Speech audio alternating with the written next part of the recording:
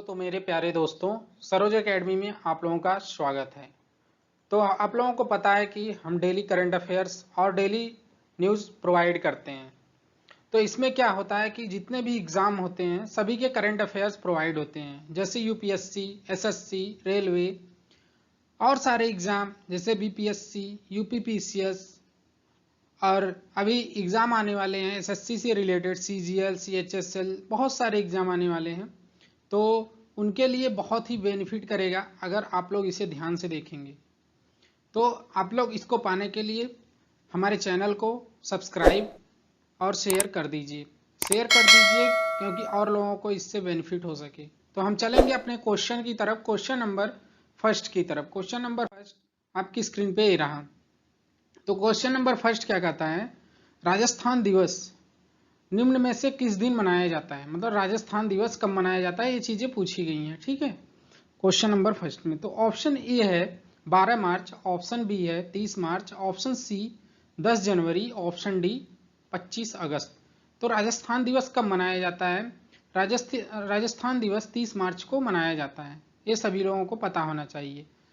ठीक है, तो ऑप्शन क्या, option B is the right answer. देखिए, राजस्थान दिवस मनाया जाता है 30 मार्च को। किस लिए मनाया जाता है वो आप लोगों को डिटेल सोल्यूशन में दिया हुआ है। ठीक है, क्या चीजें हैं, जैसे हम बता दें कि राजस्थान, गुजरात, मध्य प्रदेश, उत्तर प्रदेश, हरियाणा और पंजाब जो है, राजस्थान इन सब स्टेट से घिरा हुआ है। किससे, मध्य प्रदेश, उत्तर प्रदेश, हरियाणा और पंजाब से। ठीक, क्षेत्रफल के हिसाब से राजस्थान भारत का सबसे बड़ा राज्य है। क्या है, क्षेत्रफल के हिसाब से राजस्थान क्या है, सबसे बड़ा राज्य है। ये चीजें इंपॉर्टेंट है क्वेश्चन, इसको आप लोग याद रख लेना। ठीक है, इसको आप लोग याद रखेंगे तो आप लोगों को बहुत बेनिफिट करेगा, जो कि एग्जाम अब आने वाले हैं। आप लोग बहुत अच्छी तरह से अपने तैयारी में लग जाइए। तो हम चलेंगे नेक्स्ट क्वेश्चन की तरफ। Next question, question number second की तरफ। क्वेश्चन नंबर सेकंड आपकी स्क्रीन पे ही रहा। यूरोपीय संघ और किस देश ने घोषणा की है कि सीमा पार डेटा हस्तांतरण के उद्देश्य के लिए एक नया ढांचा बनाने हेतु उनके पास सैद्धांतिक रूप से समझौता है। ठीक, तो यहाँ पे देखिए, यहाँ पे ऑप्शन क्या है, option A America, option B Japan, option C चीन, ऑप्शन डी रूस। ठीक है, तो यहाँ पे देखिए कौन है, जो कि यहाँ पे आपका ऑप्शन बनेगा, आंसर जो बनेगा option A. Option A is the right answer है। ठीक है, सैद्धांतिक जो होता है, सैद्धांतिक रूप से क्या समझौता हुआ है वो चीजें बताना है। ठीक है, तो यहाँ पे कौन, यूरोपीय संघ और किस देश ने घोषणा की है, तो अमेरिका और यूरोपीय संघ ने ऐसा किया है। ठीक है, तो यहाँ पे आप लोग डिटेल सोल्यूशन देखेंगे तो आप लोगों को हर चीजें मिल जाएंगी। जैसे यह घोषणा गूगल और मेटा जैसे कंपनियों के लिए एक बहुत जरूरी राहत के रूप में आई है। यह नया घोषित ढांचा डेटा सुरक्षा, गोपनीयता और इससे संबंधित नियमों के प्रति प्रतिबद्धता पर प्रकाश डालता है। देखिए, यहाँ पे इंपॉर्टेंट है आपका आंसर। ठीक है, देखिए आंसर क्या है, अमेरिका। ठीक है, यूरोपीय संघ और अमेरिका ने घोषणा की है कि सीमा पार डाटा हस्तांतरण, ठीक है, के उद्देश्य के लिए एक नया ढांचा बनाने हेतु उनके पास सैद्धांतिक रूप से समझौता हुआ है। ठीक है, तो ये चीजें इंपॉर्टेंट है। हम चलेंगे नेक्स्ट क्वेश्चन की तरफ, क्वेश्चन नंबर थर्ड की तरफ। ठीक है, क्वेश्चन नंबर थर्ड आपका क्या कहता है वो देखिए। क्वेश्चन नंबर थर्ड आपकी स्क्रीन पे ये है, हाल ही केंद्र सरकार ने प्रधानमंत्री गरीब कल्याण अन्न योजना PMGKAY को कितने महीने के लिए बढ़ा दिया है। तो ऑप्शन ए है 10 महीने, ऑप्शन बी 7 महीने, ऑप्शन सी 6 महीने, ऑप्शन डी 8 महीने। तो कितने महीने के लिए बढ़ाया गया है वो चीजें पूछी गई हैं। प्रधानमंत्री गरीब कल्याण अन्न योजना, ठीक, तो ये 6 महीने के लिए बढ़ा दी गई है। ठीक, option C is the right answer. ठीक, कितने महीने के लिए बढ़ाई गई है, 6 मंथ। देखिए यहाँ पे आंसर है। ठीक, वही बोलते हैं, अगर आप लोग इसको पढ़ेंगे अच्छे से तो आप लोगों को हर चीजें मिलेगी, आंसर मिलेगा, क्या है क्या नहीं है। देखिए और चीजें बता दें, यह योजना की शुरुआत कब हुई थी, 2019 में कोविड-19 महामारी के बाद शुरू की गई थी, ठीक है। 2020 में कोविड जो आया था उसकी महामारी के बाद यह शुरू की गई थी, ठीक। ये चीजें हैं जिसमें क्या है, इस योजना के तहत राशन कार्ड धारकों को घर के प्रत्येक व्यक्ति के हिसाब से 5 किलो गेहूं या चावल मिलता है। प्रत्येक व्यक्ति के हिसाब से 5 किलो गेहूं या चावल मिलता है, ठीक है। तो ये चीजें तब कब आई थी, जब कोविड आया था, उसके बाद से स्टार्ट हुई हैं 2020। तो हम चलेंगे नेक्स्ट क्वेश्चन की तरफ, क्वेश्चन नंबर 4 की तरफ, ठीक। क्वेश्चन नंबर 4 आपकी स्क्रीन पे ए है।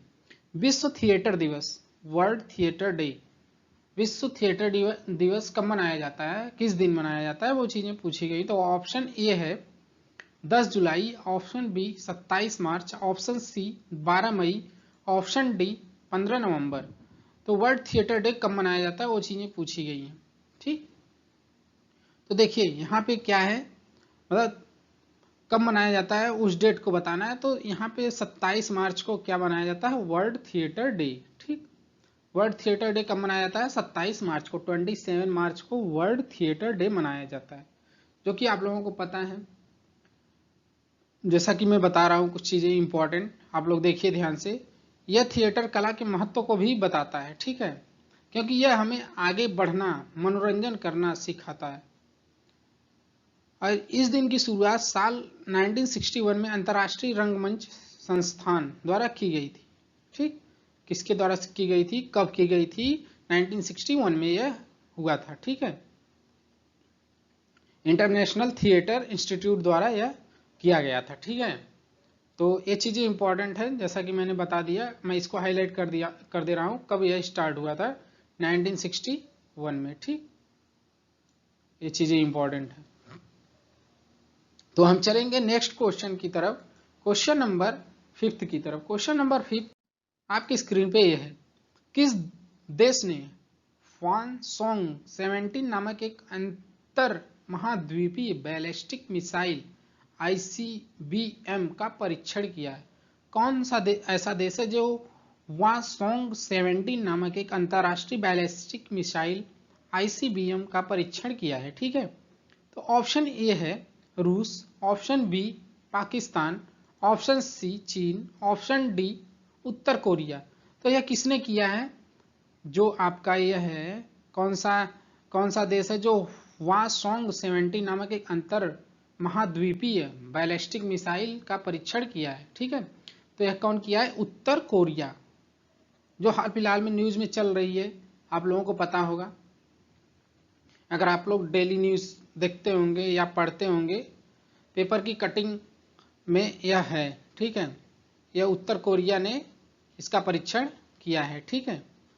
तो हम चलेंगे नेक्स्ट क्वेश्चन की तरफ, क्वेश्चन नंबर 6 की तरफ। क्वेश्चन नंबर 6 क्या कह रहा है वो हम देखते हैं, ठीक है। क्वेश्चन नंबर 6 है आपकी स्क्रीन पे। गिलबर्ट एफ होंगबो को हाल ही में किस संगठन के ग्रामीण महानिदेशक के रूप में चुना गया है? किसको? गिलबर्ट एफ होंगबो, ठीक। इन्हें क्या, किस संगठन के ग्रामीण महानिदेशक के रूप में चुना गया है? ये चीजें पूछी गई हैं, ठीक। क्या पूछी गई हैं? जो गिलबर्ट एफ होंगबो हैं वो हाल ही में किस संगठन के ग्रामीण महानिदेशक के रूप में चुने गए हैं, वो चीजें पूछी गई हैं। तो ऑप्शन ए है विश्व व्यापार संगठन, ऑप्शन बी है एशियाई विकास संगठन, ऑप्शन सी अंतर्राष्ट्रीय श्रम संगठन, ऑप्शन डी विश्व स्वास्थ्य संगठन। तो डिटेल सोल्यूशन देखिए, डिटेल सोल्यूशन में क्या है। गिलबर्ट एफ होंगबो को अंतर्राष्ट्रीय श्रम संगठन के, क्या, अंतर्राष्ट्रीय श्रम संगठन के ग्रामीण महानिदेशक के रूप में चुन लिया गया है, ठीक है। तो किसके लिए चुना गया है? अंतर्राष्ट्रीय श्रम संगठन। देखिए इंपॉर्टेंट है ना, वही चीजें मैं बता रहा हूँ। एकदम देखिए, एकदम आराम से पढ़िए, कोई टेंशन नहीं, विदाउट टेंशन फ्री। देखिए अगर आप लोग टेंशन फ्री होके पढ़ेंगे तो आप लोगों को ज्यादा से ज्यादा चीजें समझ में आएंगी, ठीक है। कोई भी चीज आराम से पढ़ेंगे तो ज्यादा समझ में आती है, ठीक है। तो और चीजें मैं थोड़ा सा बता दे रहा हूं डिटेल्स में। वे टोगो के पूर्व प्रधानमंत्री हैं और अक्टूबर 2022 में पदभार ग्रहण करेंगे, ठीक। वे इस पद, मतलब ये जो अंतर्राष्ट्रीय श्रम संगठन है इसके पदभार पदभार कब ग्रहण करेंगे, कब इसको ज्वाइन करेंगे, तो 2022 अक्टूबर 2022 अभी मतलब आएगा जो अक्टूबर 2022 में इसका पद ये संभालेंगे। ठीक है, तो ये चीज़ें इंपॉर्टेंट है। देखो इतना इंपॉर्टेंट है कि आप लोग खुद समझ में आएगा आप लोगों को, इसीलिए हम बोलते हैं कि इस जो मैं करंट अफेयर्स प्रोवाइड करता हूँ इसको आप लोग पूरा देखा करिए। अगर पूरा देखेंगे तो आप लोगों को हर एक इम्पॉर्टेंट पॉइंट मिलेगा और उसमें बहुत बेनिफिट होगा, बहुत फायदा करेगा एग्जाम में आप लोगों को। आप लोग इसे बहुत अच्छी तरह से देखिए, सब इसमें मिल जाएगा। ठीक है, अब बहुत इंपॉर्टेंट है एग्जाम पॉइंट ऑफ व्यू से। ठीक, तो इसका आंसर क्या है, अंतर्राष्ट्रीय श्रम संगठन, option C is the right answer. ठीक है, तो हम चलेंगे नेक्स्ट क्वेश्चन की तरफ, क्वेश्चन नंबर 7 की तरफ। क्वेश्चन नंबर 7 आपकी स्क्रीन पे ही रहा। हाल ही में असम और किस राज्य के बीच 50 सालों से जारी सीमा विवाद सुलझ गया है। देखिए हाल ही में असम और किस राज्य के बीच 50 सालों से जो सीमा विवाद चल रहा था वो सुलझ गया, कौन सा ऐसा राज्य है। तो option A Nagaland, option B Mizoram, option C Meghalaya, option D Arunachal Pradesh. तो कौन सा ऐसा राज्य है जिसके बीच असम और उसके बीच 50 सालों से सीमा विवाद चल रहा था, वह सुलझ चुका है, तो कौन ऐसा राज्य है। ठीक है, तो देखिए असम और मेघालय, क्या है, मेघालय और असम के बीच जो है 50 सालों से सीमा विवाद चल रहा था जो कि अब सुलझ चुका है। ठीक है, तो क्या है यहाँ पे ऑप्शन क्या बनेगा, ऑप्शन सी है राइट आंसर। ठीक, असम और मेघालय के बीच 50 सालों से जारी सीमा विवाद सुलझ गया है। असम और मेघालय के बीच 12 जगह सीमा विवाद है।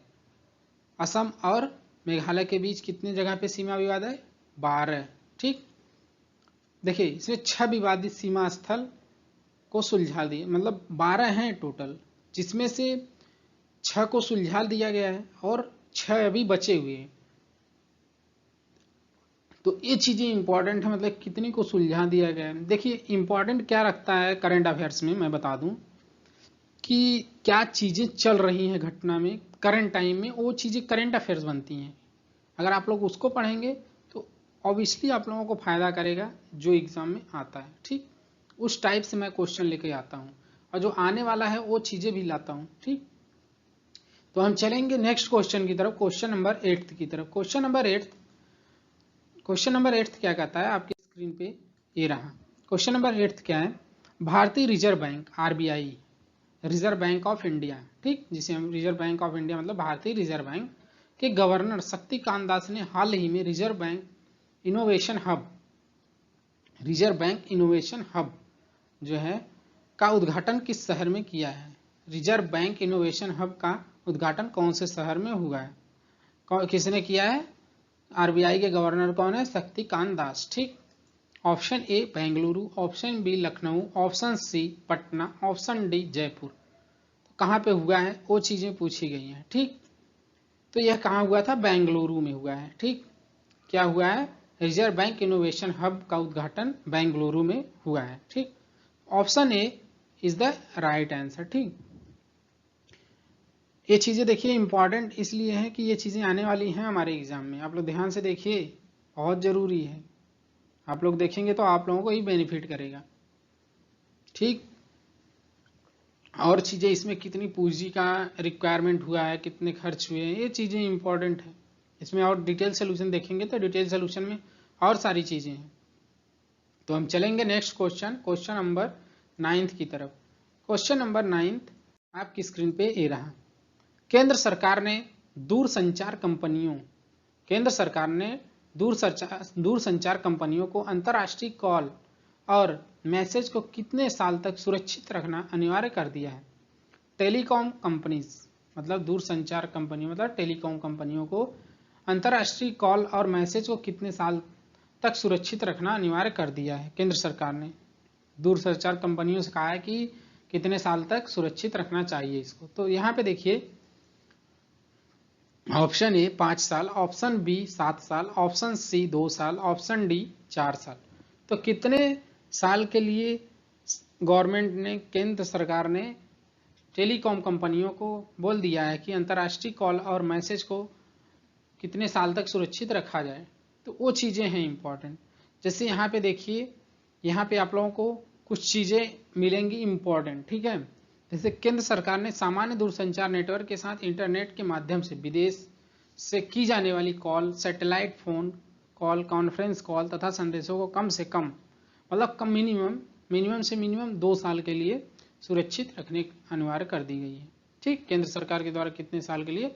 2 साल के लिए टेलीकॉम कंपनियों को बोल दिया है कि 2 साल के लिए कम से कम, मतलब मिनिमम 2 साल तक इंटरनेशनल कॉल और मैसेजेस को सुरक्षित रखा जाए। ठीक, तो ऑप्शन क्या है? C. Option C is the right answer. और इसमें आप लोगों को इंपॉर्टेंट चीजें मिलेंगी, आप लोग देख लीजिए क्या क्या है। तो हम चलते हैं नेक्स्ट क्वेश्चन की तरफ, जो कि आज का लास्ट क्वेश्चन रहेगा, क्वेश्चन नंबर 10। क्वेश्चन नंबर 10 आपकी स्क्रीन पे ये। नेताजी रिसर्च ब्यूरो ने जापान के किस पूर्व प्रधानमंत्री को नेताजी पुरस्कार 2022 से सम्मानित किया है? नेताजी रिसर्च ब्यूरो ने जापान के किस पूर्व प्रधानमंत्री को नेताजी पुरस्कार 2022 से सम्मानित किया है? तो option A Naoto Kan, option B Shinzo Abe, option C Yoshiro Mori, option D Toshiki Kaifu. ठीक, तो किसे किया गया है? पूर्व प्रधानमंत्री शिंजो आबे को नेताजी पुरस्कार 2022 से सम्मानित किया गया है। शिंजो आबे जो हैं वो पूर्व प्रधानमंत्री हैं यहाँ के, जापान के, शिंजो आबे। ठीक, शिंजो आबे। तो ऑप्शन क्या है? Option B is the right answer. Shinzo Abe को, जो कि जापान के पूर्व प्रधानमंत्री रह चुके हैं, ठीक है, उन्हें नेताजी पुरस्कार 2022 से सम्मानित किया गया है। कोलकाता में जापान के महा वाणिज्य दूत नाकामुरा यूतुका ने आबे की तरफ से यह सम्मान प्राप्त किया। किसकी तरफ से? कोलकाता में जापान के महावाणिज्य दूत कौन है? नाकामुरा यूतुका ने आबे की तरफ से यह सम्मान प्राप्त किया। नेताजी सुभाष चंद्र बोस की 125वीं जयंती पर उनके एल्गिन रोड स्थित आवास पर एक कार्यक्रम में यह सम्मान दिया गया। इनकी जयंती कौन सी थी? 125वीं। ये भी चीजें इंपॉर्टेंट है, कौन से जयंती पर इनको दिया गया था। ठीक, तो ये चीजें देखिए इंपॉर्टेंट है। तो ये रहा आज का लास्ट क्वेश्चन। तो आप ऐसे ही हमारे करंट अफेयर्स देखते रहिए और ऐसे ही डेली बने रहिए। डेली हम 5 बजे आप लोगों को करंट अफेयर्स प्रोवाइड करते हैं। तो हम चलते हैं, बाय बाय, टेक केयर।